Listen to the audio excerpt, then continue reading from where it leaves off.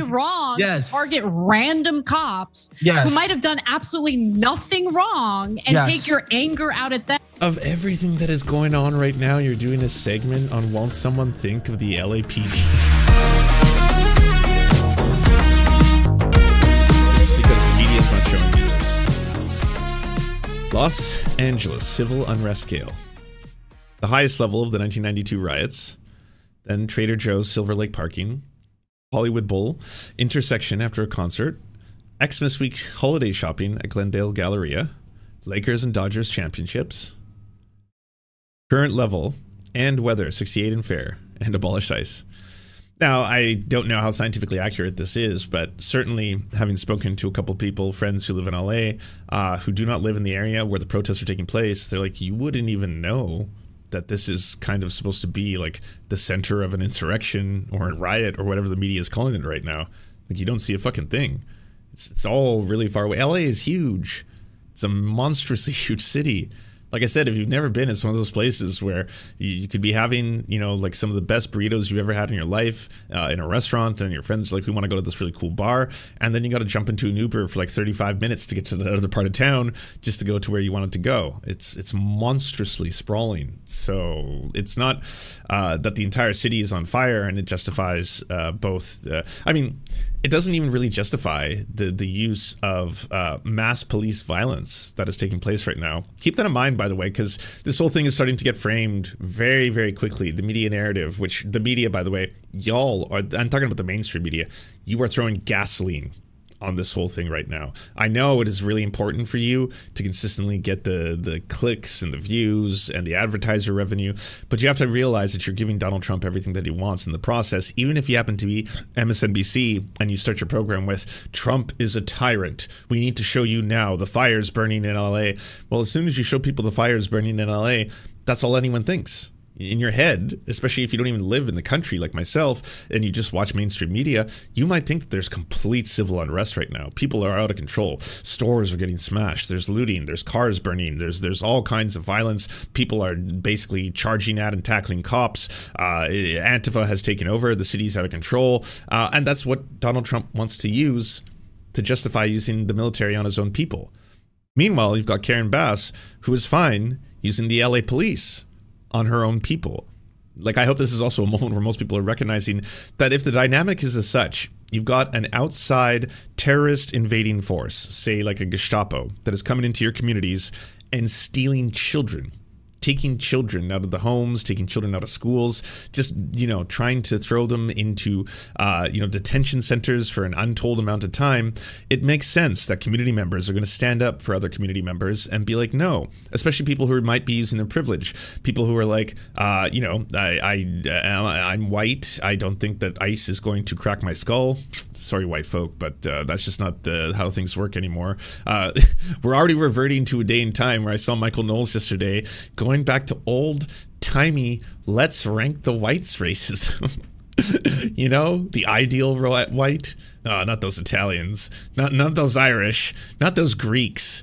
We need to talk about the pure Aryans, you know, the Anglo-Saxons. Those are the proper whites. Never a good sign when white people start ranking white people. But this is what the media doesn't show you.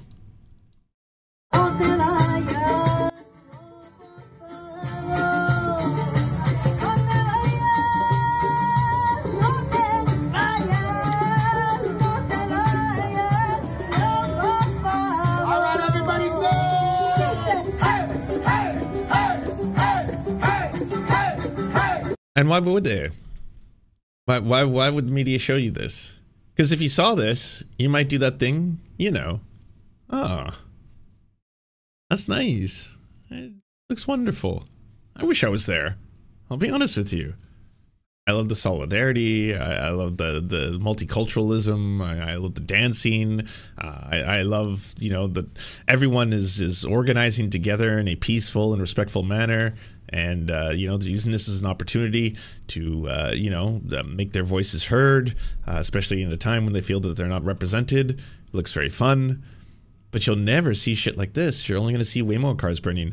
What did that graph mean? That graph meant that in terms of the level of violence, civil disobedience, and destruction of property that is taking place, what is going on in LA as of right now, things could change. Again, this is why I keep saying that it feels like gasoline is being poured on this situation, and that is exactly what Trump wants, as he is trying to use this as an opportunity to take more power and justify more federal violence against his own citizens, while you need to paint a narrative that it's complete lawlessness.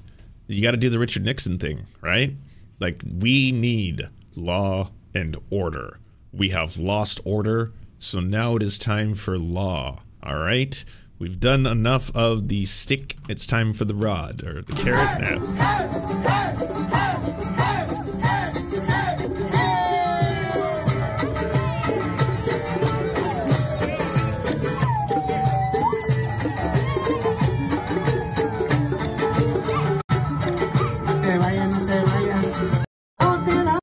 Beautiful.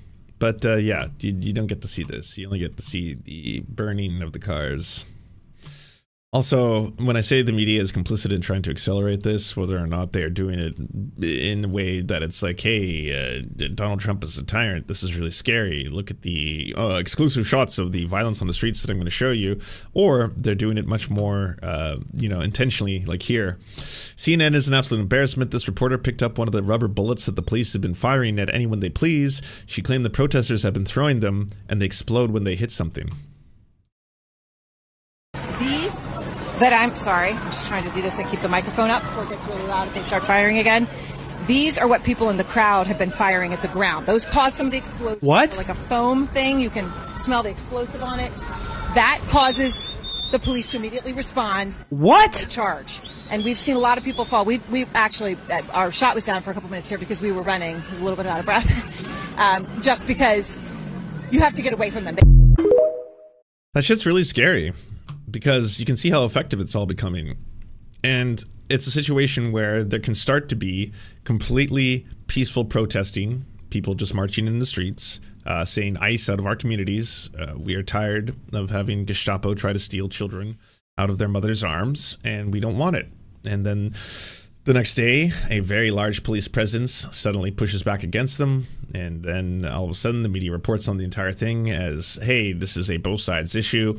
While we obviously don't endorse, you know, the use of excessive police force, there are instances here where you can see clearly that these are the kinds of weapons that these so-called activists are bringing, and then they can cause great violence. They can explode.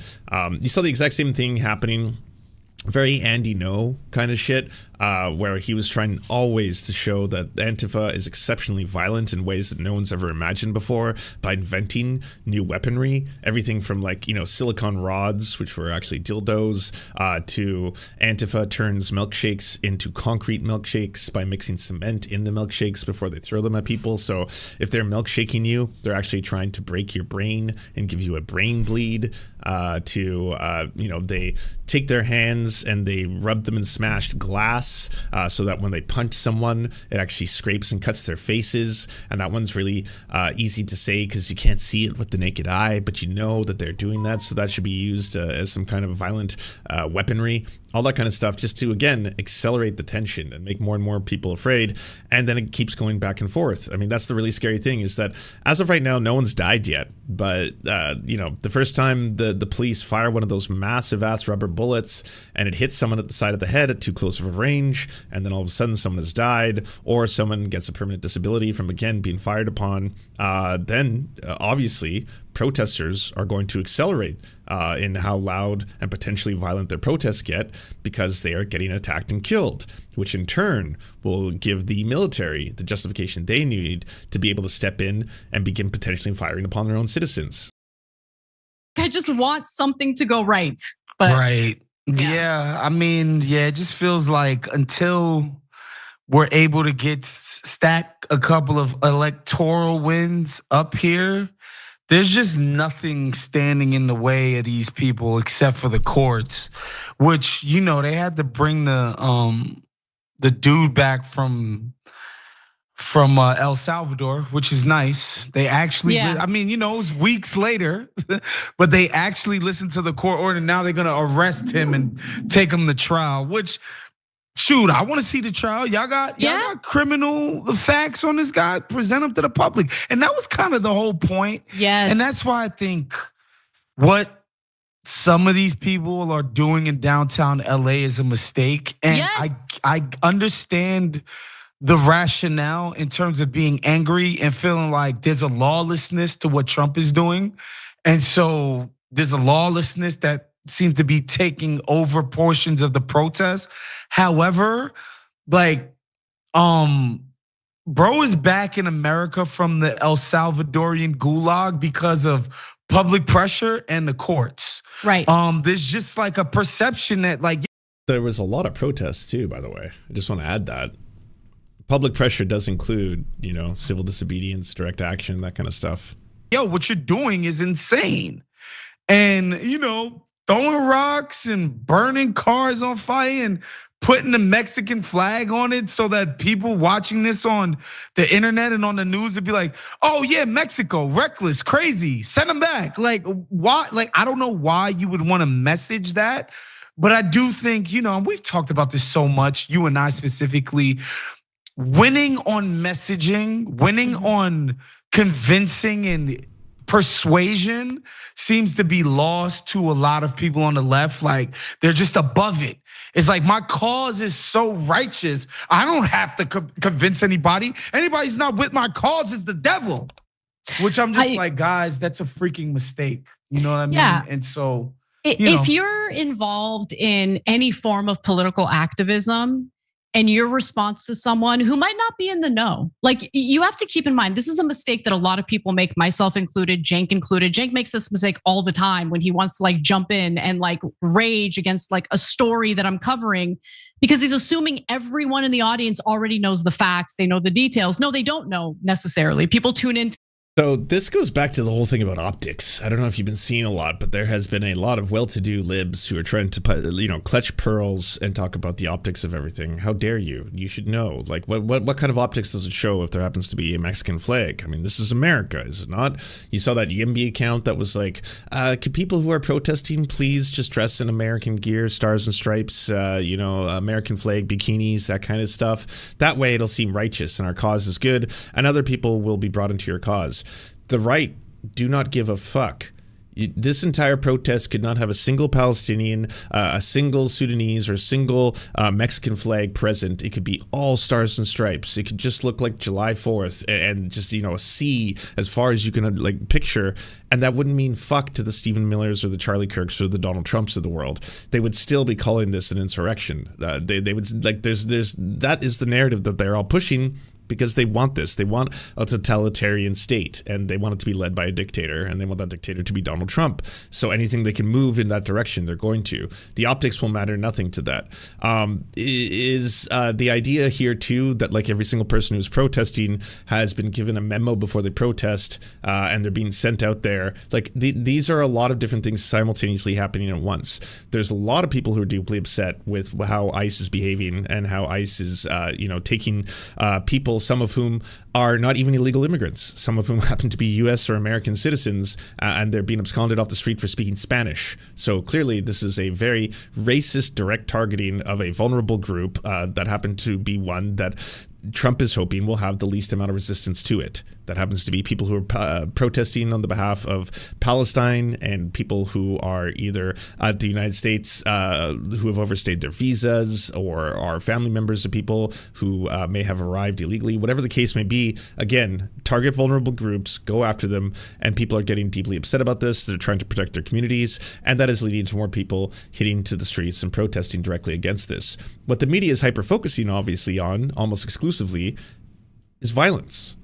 That's what the media does. If you don't all remember what took place during the Black Lives Matter protests, when the FBI released a report on what took place, I believe, what was it, like over 93% of them were considered to be completely peaceful. So that's just the overwhelming majority of, again, millions millions and millions and millions of Americans and people internationally protesting, and the media almost hyper exclusively focused on, here's the burning Target, here's the burning cop car, here's the burning police building, here's the burning Apple store, because of course that's what's going to get people at home just being like, oh my God, there's chaos in the streets, Antifa has taken over the country, this must be stopped, I'm completely fine right now with there being martial law declared, there needs to be safety, or something to that effect. And when you look at the totality of it all, that was just not the case. It was not overwhelmingly that every single city was burning to the ground. Every single store that is privately insured was being looted. But of course, once you start to label things as a riot, when you use that word, then that can use the justification of state violence.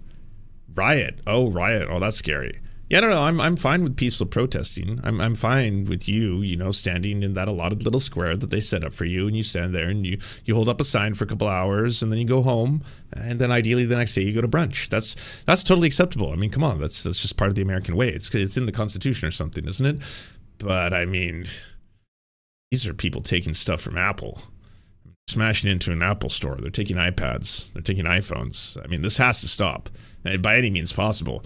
And as soon as you hear the word riot, it's like, oh, okay, so things are completely out of control. Complete and utter chaos in the streets. To get informed and then hear our analysis. Like, don't make the mistake. And throw in the whitewashing MLK misquotes. Yeah, that was another thing. I mean, like, it's so difficult to think, like, how exactly is the United States going to effectively push and fight against a fascist takeover as it's manifesting before their very eyes? Like, the days of, being outraged or being shocked and posting your shock, like, I can't believe that Trump did this. I can't believe that Pete Hegseth did this. I can't believe they're doing it. Like, that's over. You can't keep complaining about the darkness. At this point, you have to light a candle, because it's just effectively, it's happening.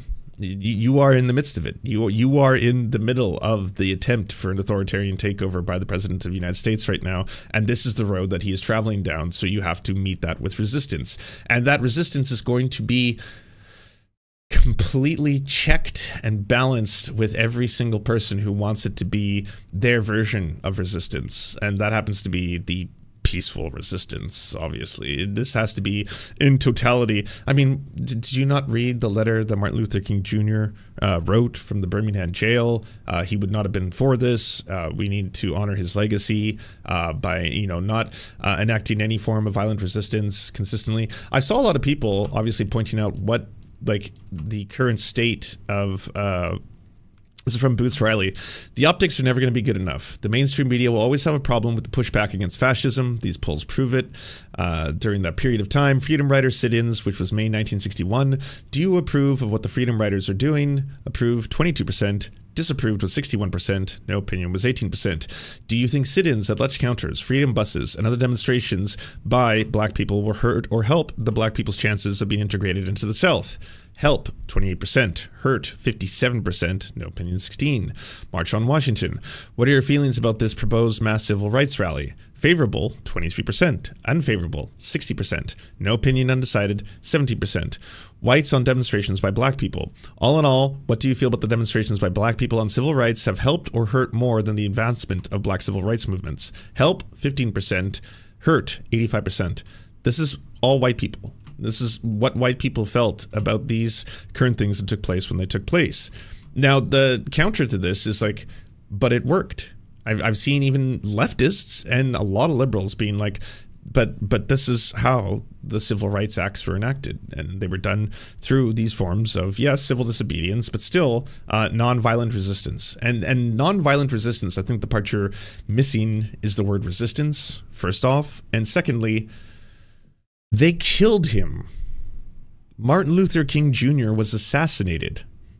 After he was assassinated, there was monstrously huge protests in over 100 cities in the United States, which post his death led to the passing of the Fair Housing Act. That's history. Is the argument here that a couple people will have to die? A couple people will have to be assassinated or shot or killed before Congress is going to act or before legislation is going to be passed. Like, what a weird, fucked up way of being like, oh yeah, but the whole thing was a success, and it was only a success because of the nonviolence. You know who doesn't care about optics or violence? The people who are enacting all this violence. ICE. They do not care about the optics. They don't give two fucks. They're doing some of the most brazen, horrifying things before the eyes of the world on a regular basis. There is no discussion about like, oh my, the optics. I can't believe that they just pushed that pregnant woman to the ground, and when her lawyer was in the bathroom, they then ran up, stole her, threw her into an elevator, and then escaped with her before her lawyer could know what was going on. Where are the fucking optics there? It's one of those things where, yeah, you have to be the perfect victims. You have to be the perfect resistors. You have to, yes, obviously, you should do something, because if you don't do anything, I mean, they just simply win. But as you're doing it, make sure you always remember the whitewash version of Martin Luther King Jr.'s story, because should you not, yeah, like the IDF. Sake of thinking, people know what you know. So if you are an activist, and your go-to line in response to someone who might not be in the know, who might be ignorant of the facts is, oh, I'm so tired. It's not my job to inform you or educate you. No, you're going to fucking lose. You're going to fucking lose. That's crazy. That's bad. That's just a bad. And again, I'm not against the protests. I'm not against people being angry, but I just think like burning cars on fire and associating that with the people they're trying to. Who's associating that, though? That's so crucial. There's so many different factions that may join a protest. There's reasons certain protests try to have rules and regulations where they'll make statements. Hey, by the way, when you show up to this, please do not wear the following items. Please do not bring the following items. This is a peaceful protest. We don't want this to happen. But this is in public. There's millions and millions of people in that city. There's people who go to that city who might just, yes, want to enact some form of violence on anything that they can get their hands on. Does that make them representative of the entire movement? No. And as soon as the media just, oh, that's where the cameras are going.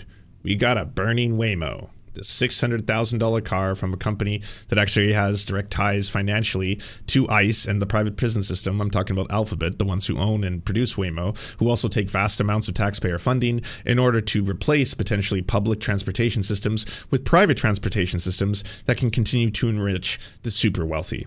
That's what's happening. Yeah, and I have to reiterate, I am saying to no one that you should go out and you should be burning private property or taking and stealing or smashing into stores and taking the stuff in there. It's not at all what I'm saying. Obviously, any act of that is what is being weaponized and used against protesters to try and paint a story that every single one of them is violent, that every single one of them is causing violence, that every single one of them is trying to burn shit and break shit. But then, like, look at my #1 progressive outlet. You know, like, we're already getting this from every mainstream outlet on the internet. Why is it now coming from TYT? Why is it like, I think some of the cause could be righteous. I think some of the people could, have the best interests of trying to, fight up against fascism in their hearts. But then why all the Mexican flags?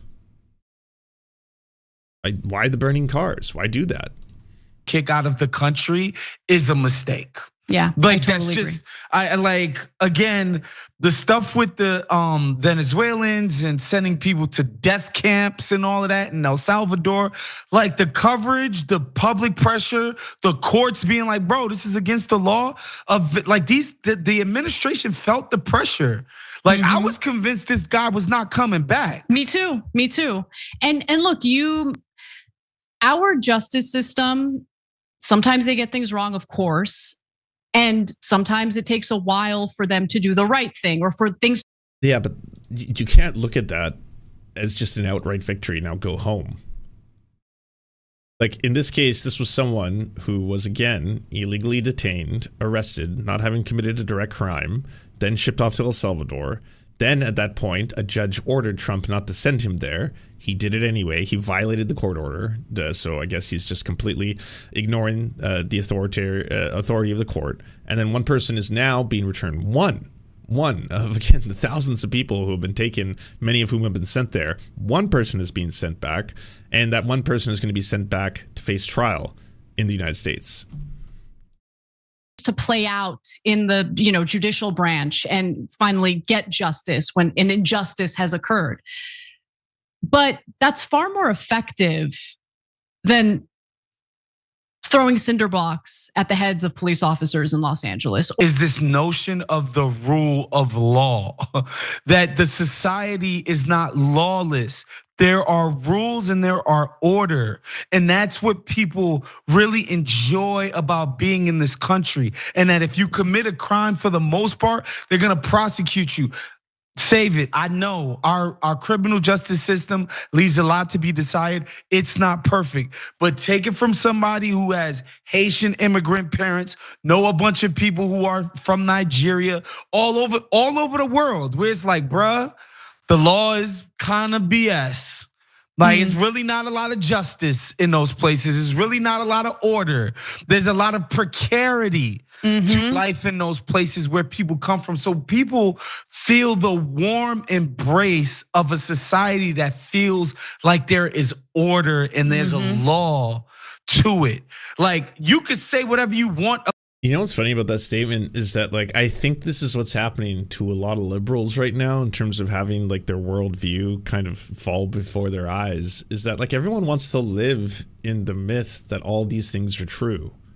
Like, it would be just so much nicer and easier to be like, society is structured in such a way where the law is blind. There isn't discrimination. There's not racial prejudice. There's not gendered prejudice. There's not sexual prejudice. And that, if you commit a crime, then you need to be dealt with. But then otherwise, innocent people are left alone and the system works as intended. And, it's not perfect, sure. But ultimately, it's working as is. I mean, the system is only as good as the results that it produces. That's effectively what that system is representational of. And the results that the US system is producing is clearly a monstrously huge, racially biased justice system that is over-incarcerating black and brown people and indigenous people at much higher rates than it is any other groups. A lot of that has to do, of course, with systemic racism based on histories of colonialization, slavery, all that kind of stuff. But in the case of Donald Trump, there's no better example that there is a two-tier justice system where on one side, you can get away with so much shit your entire life. You can be a fail son. You can fucking fail upwards consistently. You can go bankrupt multiple times. You can bankrupt fucking casinos, like the easiest cash printing operations that there are, and at the same time keep either getting bailed out, keep avoiding serious consequences, keep getting sued into oblivion, and then eventually commit actual full-blown crimes, get convicted, and never face any jail time. That's the system working as is. About that law, but it's appealing to a vast swath of the public, and the opposite is what people don't want. Yeah, it's what people like. Hold on, there's people that are going to like disrupt our order in our nice, orderly lives. No. But see, that's the other wild thing is that like what is taking place for right now with a whole bunch of state enforcers enacting what they feel to be like.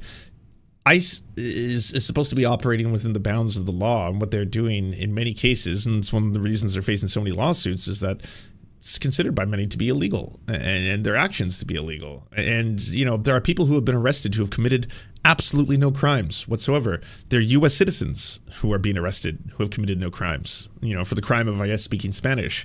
I mean, the naturally born US citizens are the ones who are getting released, thankfully in shorter time. But then, the concept that there's a mass migration crisis that is destroying and eroding the United States is all a distraction. There is a crisis in America, and it is the ultra wealthy and billionaires that are eroding and taking away, the wealth and the rights of American citizens at a rapid pace. No, I'm not with that. And so, yeah, I just think the optics of smashing cops in the head. And again, I understand the cathartic feeling as somebody, who back in the days had harbored a lot of negative feelings about police, and especially LAPD, NYPD, these notorious police departments who have done some legitimately depraved criminal shit in the past, okay? Like, I understand the catharsis of seeing these guys, get stoned or whatever. I get it, but sorry guys, in politics, we really don't got room for catharsis, y'all. No, we Like, don't. we And by the really- way, it's wrong. It's totally wrong Yes. to target random cops Yes. who might have done absolutely nothing wrong and Yes. take your anger out at them. Of everything that is going on right now, you're doing a segment on won't someone think of the LAPD? Frame the entire thing as if it is just complete, again, Joker energy, Antifa soldiers attacking police officers and burning cars and flying Mexican flags. Acceptable. And look, you guys need to know like my more broad view on what's happening with the riots in LA. I look back at the way I covered the riots in the summer of You're calling them riots too. 2020 and onward. And I was a coward, totally cowardly. The riots of 2020, Jesus. I will admit that. I totally engaged in the mostly peaceful protests narrative, even though I knew that wasn't the case. And it was because I was terrified. I was terrified of dealing with the backlash that I now very clearly am open to accepting, because I've been dealing with it from like from the rad libs, let's just put it that way, for like the last 2-3 years. But at the time, do you not understand? You have to learn the definitions of terms. You are acting like a rad lib right now. This is not. So back in, during the Black Lives Matter protests, I obviously wanted to speak out, but I was just so scared and I was worried about it. I was worried about people, speaking up about me. But ultimately, like, those were riots, and I have to be honest about that. All right, let's be honest. 93% of Black Lives Matter protests have been peaceful, a new report finds.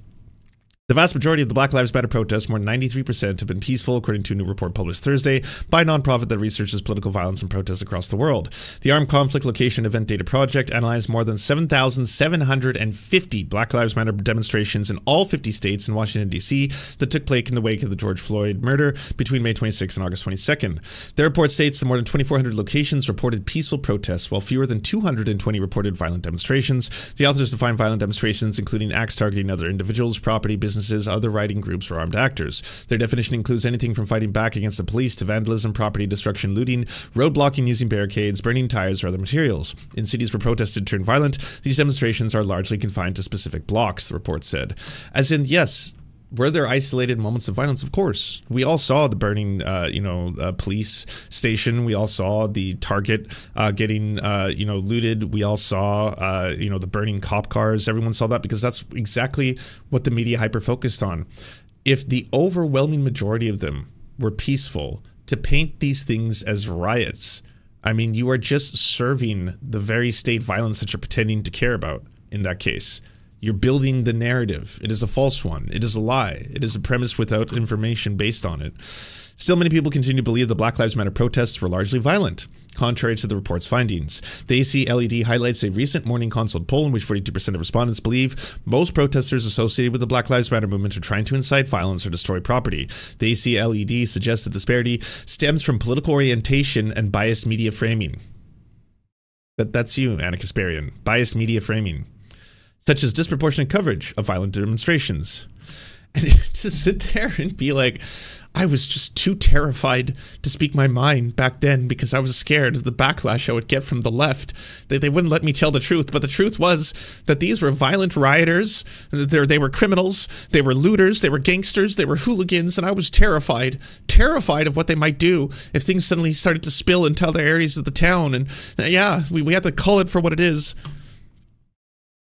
A violent government response in which authorities use force more often than not when they represent a protest that disproportionately use more force while intervening in demonstrations associated with the Black Lives Matter movement relative to other types of demonstrations. You can see other, racist, violent liberals like Destiny and how he responds to this kind of stuff.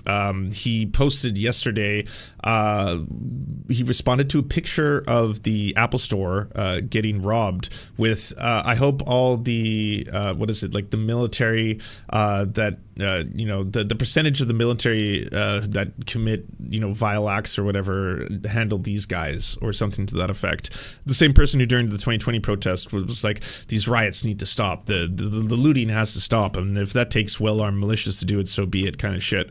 Because again, everyone wants things to go to status quo, right? Like no one wants to see massive protests taking place right outside of where they're having brunch or where they might be streaming from. No one wants to witness that shit. I mean, it's just like, oh, wow, it seems to be a little bit of chaos on the streets. This is unbecoming. I'm upset. I don't like what I'm witnessing. And then ultimately it's like, that's probably because you're coming from a place of a lot of comfort and privilege then, right? Because for a lot of people, things aren't great, or things are scary, or they're genuinely worried, or they're being directly impacted by all of these fucking extremely racist policies.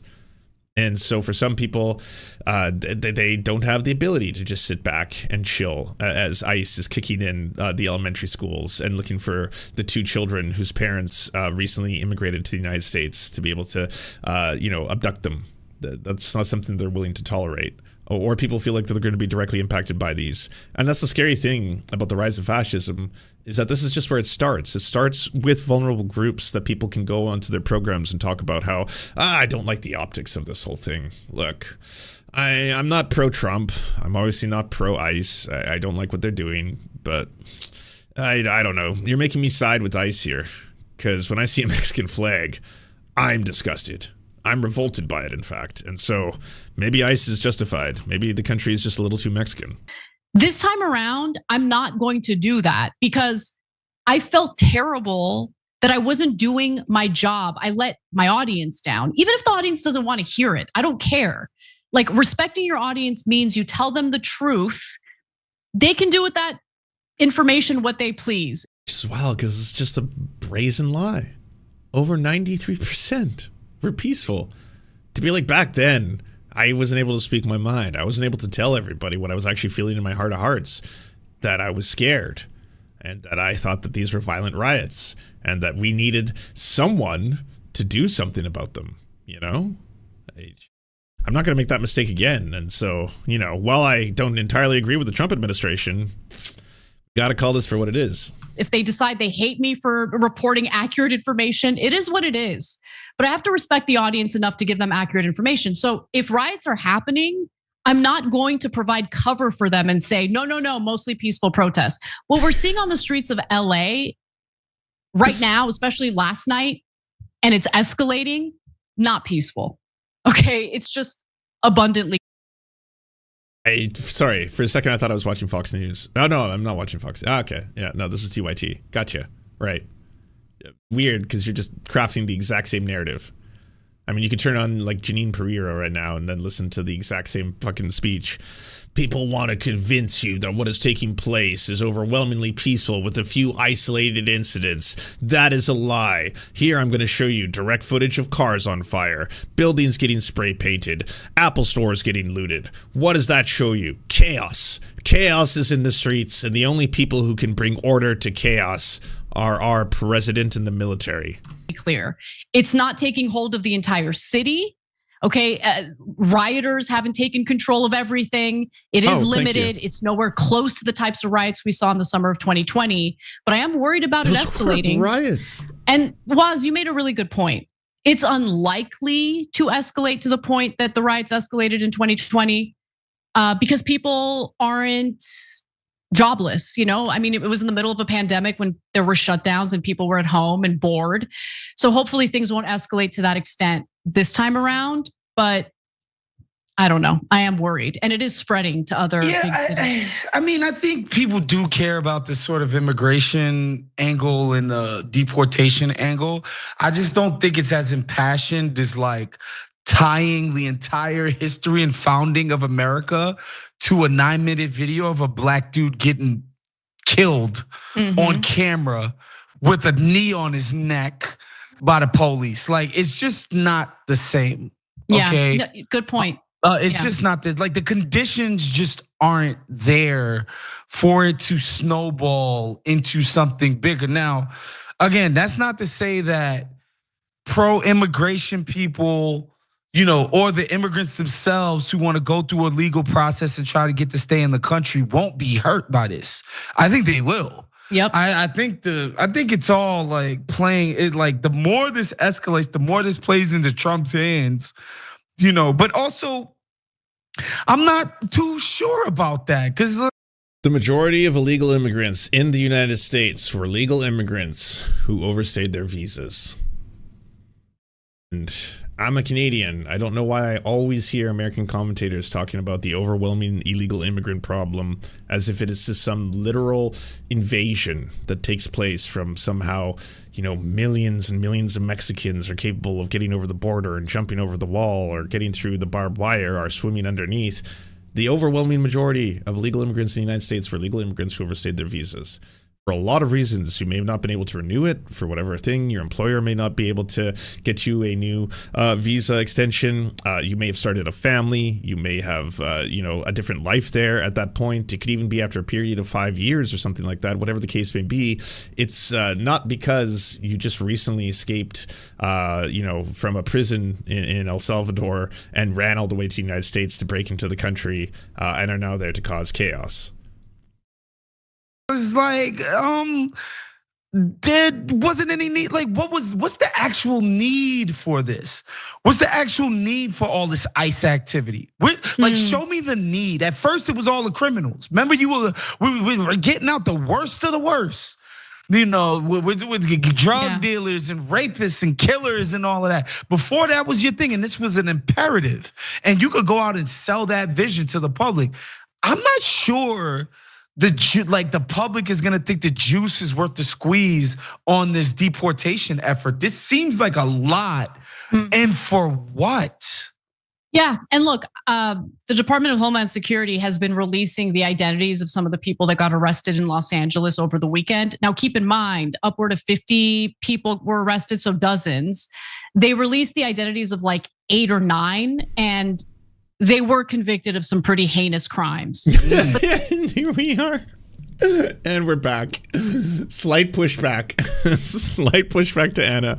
Yeah, you know, not here to support everything that they're doing, but you know, the ones that the Department of Justice has released information on, which is kind of unique, they've only released information on the ones that have actually been convicted of really bad crimes, kind of seems like a self-serving thing there, right? Like, so if they've arrested 50 people, but they've released information on only 9 of them, those 9 that they check out, might explain why there's not information released on any of the others. Could be because the narrative is being crafted that you are now regurgitating.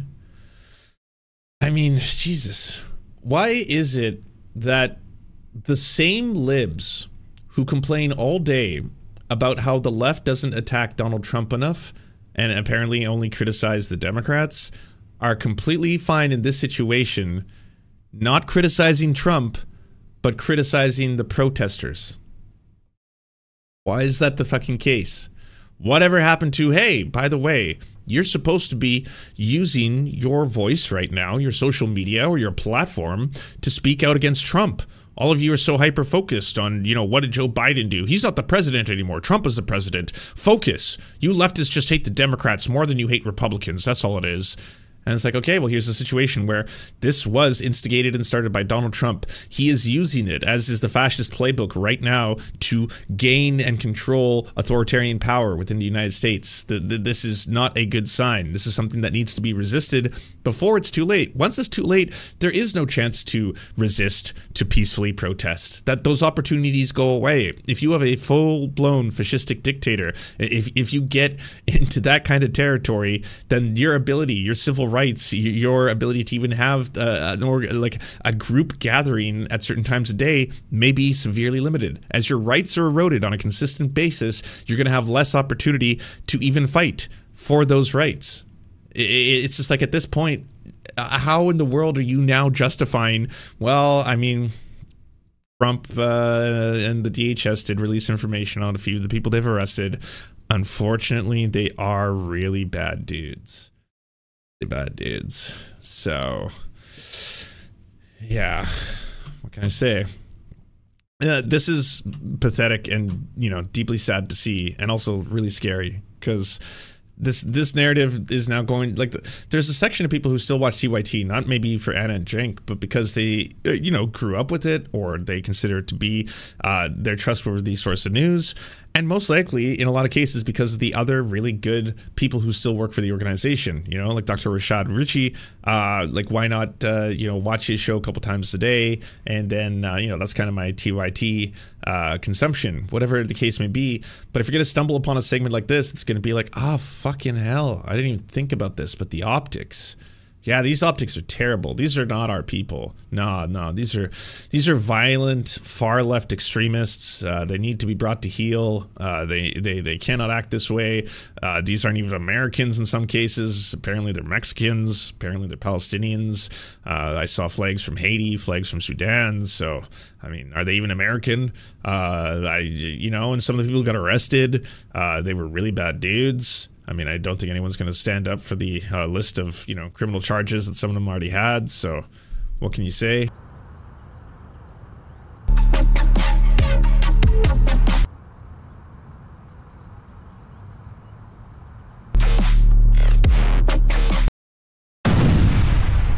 Don't let this happen to you. Go to serfscoffee.com to order the only end-to-end owned indigenous coffee company that delivers blood-free, conflict-free, and cruelty-free beans right to your door. 0% of people who drink serfscoffee.com have exploded spontaneously. By ordering right now, you get 10% off plus free shipping, and it's the best way to enjoy delicious coffee while not exploding. That's serfscoffee.com, serfscoffee.com. Thank you so much for watching, everyone. This video wouldn't be at all possible without the financial support of all the people whose names you see on the screen right now. And if you want to unlock secret bonus episodes, content that we can't post anywhere else, or get the videos early before anyone else gets to see them, please go on to patreon.com/theserfs. For as little as $1, you can help support this channel and help make more videos like this possible. Our executive producers are Anna Loves Riley, Adrian McCarthy, Bobby Lasers, Cheryl Alvarez, Comrade Junkie, Doug Caddy, Everything Important, Garrett Sandoval, Hagbard Celine, Jimmy Sombrero, Multimondi, Omni, Political Papi, Preston Kroll, Quiet 185, Richard Boehm, Riley and Anna, Roller Dragon, Cernicus, Stellar Gwyn, Sebastian Demel, Tigwick, Trav, and Words Greenwood. And also, it wouldn't be possible without all the names you see on the screen right now. Again, if you want to help produce this content, it's only made possible through the funding of our patrons. Head on down